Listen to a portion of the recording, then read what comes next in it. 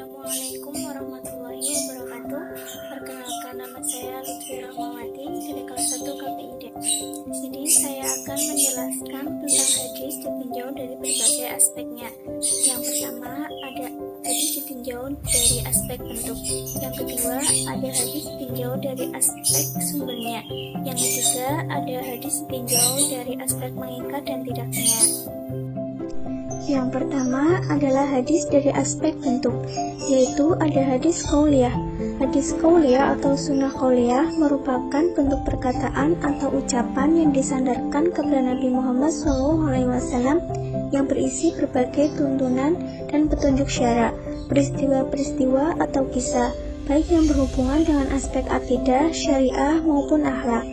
Dengan kata lain, hadis qauliyah merupakan sunnah Nabi Muhammad SAW yang hanya berupa ucapannya saja, baik dalam bentuk pernyataan, perintah, anjuran, maupun larangan. Hal yang dimaksud dengan pernyataan Nabi Muhammad SAW di sini yaitu sabda dari Nabi SAW dalam merespon keadaan yang berlaku pada masa lalu, masa kini, dan masa depan. Terkadang mungkin dalam bentuk dialog dengan para sahabat atau jawaban yang diajukan oleh sahabat atau bentuk-bentuk lain, misalnya khutbah.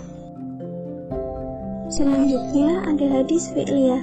Hadis fi'liyah adalah hadis yang didasarkan pada sikap atau perbuatan Rasul. Maka isi dari hadis tersebut tak lain merupakan cerminan amalan yang dilakukan oleh Rasulullah. Dengan kata lain, bahwa perbuatan atau tingkah laku tersebut bisa menjadi pedoman atau tuntunan cara melakukan suatu hal tertentu. Contoh hadis fi'liyah yaitu: yang pertama ada hadis mengenai cara sholat dalam perjalanan.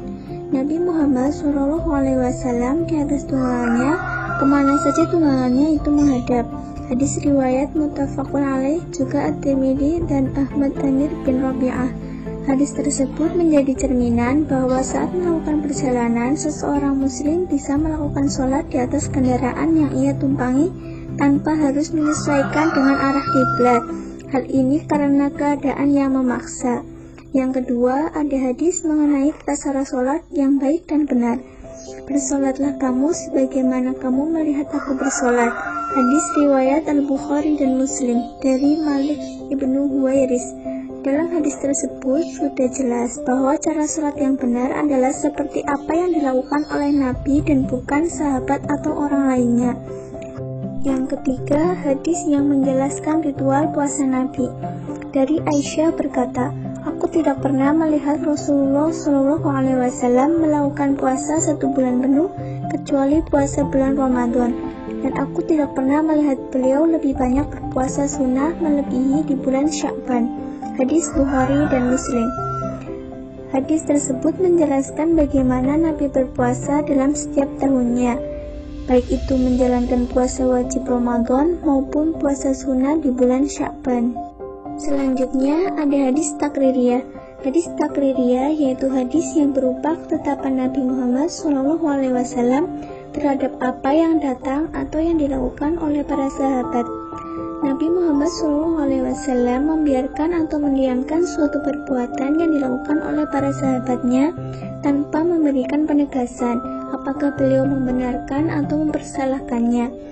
Sikap Nabi yang demikian itu dijadikan dasar oleh para sahabat sebagai dalil takriri yang dapat dijadikan hujahan atau mempunyai kekuatan hukum untuk menetapkan suatu kepastian syara. Contoh hadis takriri ialah sikap Rasulullah membiarkan para sahabatnya dalam memberikan penafsiran sabdanya tentang sholat pada suatu peperangan yang berbunyi, janganlah seorang pun sholat asar kecuali nanti di Bani Quraidah. Selanjutnya ada hadis ahwali atau hadis sifati. Hadis ahwali adalah hadis yang menjelaskan hal ihwal Nabi Muhammad SAW yang menyangkut keadaan fisik, sifat-sifat, dan kepribadiannya. Tentang keadaan fisik Nabi Muhammad SAW, dalam beberapa hadis disebutkan bahwa fisiknya tidak terlalu tinggi dan tidak terlalu pendek. Rasulullah SAW adalah manusia yang sebaik-baik rupa dan tubuhnya. Keadaan fisiknya tidak tinggi dan juga tidak pendek. Hadis riwayat Bukhari. Berkata Anas bin Malik radhiyallahu anhu, aku belum pernah memegang sutra murni dan sutra berwarna yang halus sehalus telapak tangan Nabi Muhammad SAW, dan belum pernah mencium wangian seharum Rasulullah SAW. Hadis riwayat Bukhari. Selanjutnya ada hadis Hami. Hadis Hami adalah hadis yang berupa keinginan atau hasrat Nabi Muhammad SAW yang belum terrealisasikan atau belum terpenuhi, seperti halnya hasrat berpuasa 9 Asyura. Contoh hadis Hami yaitu berikut ini. Dari Abdullah bin Abbas, ia berkata, ketika Nabi Muhammad SAW berpuasa pada hari Asyura dan memerintahkan para sahabat untuk berpuasa, maka mereka berkata, "Ya Rasulullah, hari ini adalah hari yang diagungkan oleh Yahudi dan Nasrani." Rasulullah SAW kemudian bersabda, "Tahun yang akan datang, insya Allah aku akan berpuasa pada hari yang ke-9. Hadis riwayat Abu Daud. Yang kedua, ada hadis dari aspek sumbernya, yaitu hadis marfu. Hadis marfu adalah hadis yang khususnya disandarkan kepada Nabi Muhammad SAW berupa perkataan, perbuatan, atau takrir beliau, baik yang menyadarkannya sahabat, tabi'in, atau yang lain, baik sanad hadisnya itu bersambung atau terputus. Hadis marfu juga mempunyai macam-macam. Yang pertama ada marfu qauli hakiki, yang kedua ada marfu qauli hukmi, yang ketiga ada marfu fi'li hakiki, yang keempat ada marfu fi'li hukmi, yang kelima ada marfu takliriyah hakiki, yang keenam ada marfu takliriyah hukmi. Marfu qauli hakiki yaitu yang disandarkan oleh sahabat kepada Nabi tentang sabdanya, bukan perbuatannya atau ikrarnya, yang dikatakan dengan tegas bahwa Nabi bersabda, seperti pemberitaan sahabat yang menggunakan lafaz qauliyah. Aku mendengar Rasulullah SAW bersabda begini.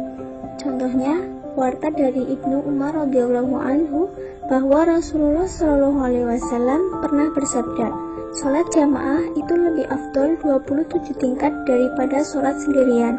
Hadis riwayat Bukhari dan Muslim.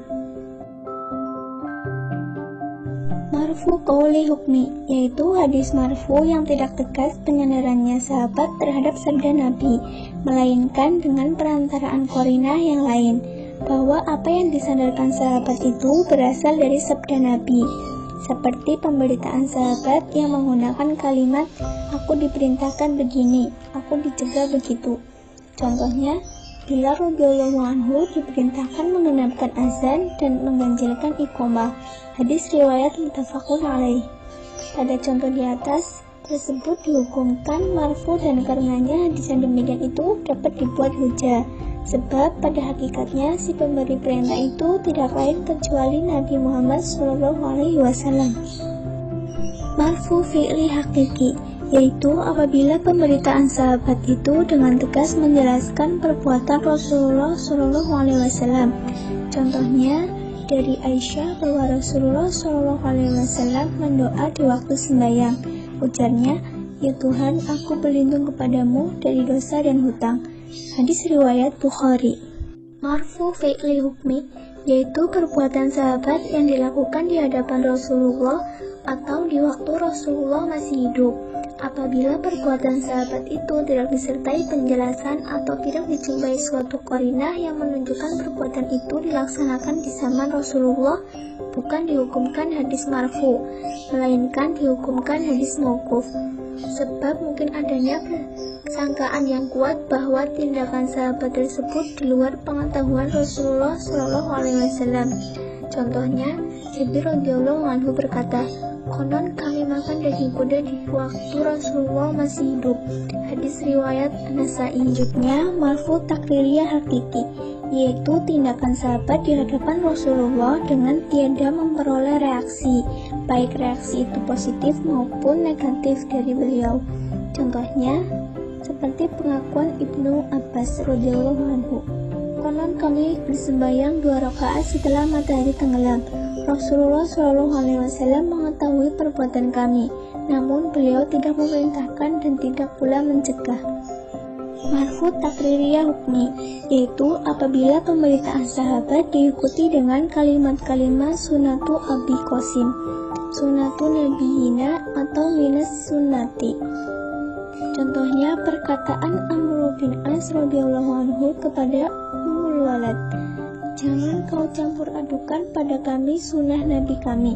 Hadis riwayat Abu Dawud. Selanjutnya adalah hadis mauquf. Hadis mauquf yaitu berita yang hanya disandarkan sampai kepada sahabat saja, baik yang disandarkan itu perkataan atau perbuatan, dan baik sanadnya bersambung maupun terputus. Contohnya, konon Ibnu Umar radhiyallahu anhu berkata, "Bila kau berada di waktu sore, jangan menunggu datangnya pagi hari, dan bila kau berada di waktu pagi, jangan menunggu datangnya sore hari. Ambillah dari waktu sehatmu, persediaan untuk waktu sakitmu, dan dari waktu hidupmu untuk persediaan matimu." Hadis riwayat Bukhari. Selanjutnya adalah hadis maqtu. Dari segi bahasa, berarti hadis yang terputus.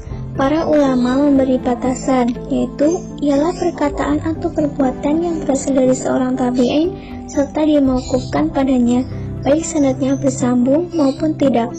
Contohnya ialah perkataan Haram bin Jubair, seorang tabi'in besar, ujarnya, "Orang mukmin itu bila telah mengenal Tuhannya Azza wa Jalla, niscaya ia mencintainya, dan bila ia mencintainya, Allah menerimanya." Dan yang ketiga adalah hadis dari aspek mengikat dan tidaknya, yaitu ada khususiyah. Khususiyah adalah sunnah yang tidak harus diikuti dan hukumnya mengikat. Nabi Muhammad SAW memiliki beberapa khususiyah dalam hukum syariat. Di antaranya adalah ketika seorang yang dalam keadaan sholat dipanggil oleh baginda, kemudian boleh melanjutkan sholatnya tanpa mengulanginya lagi dari awal. Contoh khususnya bagi Nabi Muhammad SAW yaitu boleh beristri lebih dari 4. "Hai Nabi, sesungguhnya kami telah menghalalkan bagimu istri-istrimu yang telah kamu berikan mas kawinnya dan hamba sahaya yang kamu miliki, yang termasuk apa yang kamu peroleh dalam peperangan yang dikaruniakan Allah untukmu. Dan demikian pula anak-anak perempuan dari saudara laki-laki bapakmu, anak-anak perempuan dari saudara perempuan bapakmu, anak-anak perempuan dari saudara laki-laki ibumu, dan anak-anak perempuan dari saudara perempuan ibumu yang turut hijrah bersama kamu, dan perempuan mukmin yang menyerahkan dirinya kepada Nabi kalau Nabi mau mengawininya, sebagai pengkhususan bagimu, bukan untuk semua orang mukmin. Sesungguhnya kami telah mengetahui apa yang kami wajibkan kepada mereka tentang istri-istri mereka dan hamba sahaya yang mereka miliki, supaya tidak menjadikan kesempitan bagimu, dan Allah Maha Pengampun lagi Maha Penyayang. Quran Surat Al-Ahzab ayat 50.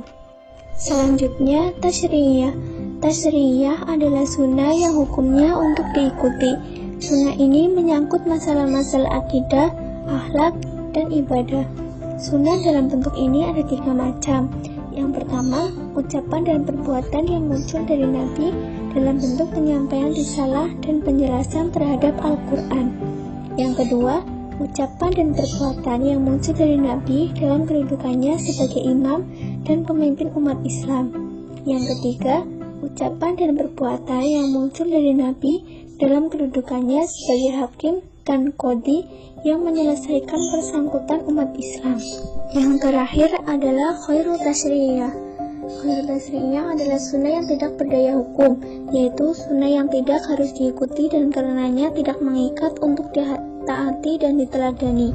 Adapun sunnah khairul tasyriyah diantaranya: yang pertama, ucapan dan perbuatan Nabi yang timbul dari hajat isnani dalam kehidupan keseharian Nabi dalam pergaulan, seperti makan, tidur, berkunjung, sopan dalam bertamu, cara berpakaian, dan lain ucapan dalam perbuatan Nabi sebagai manusia biasa.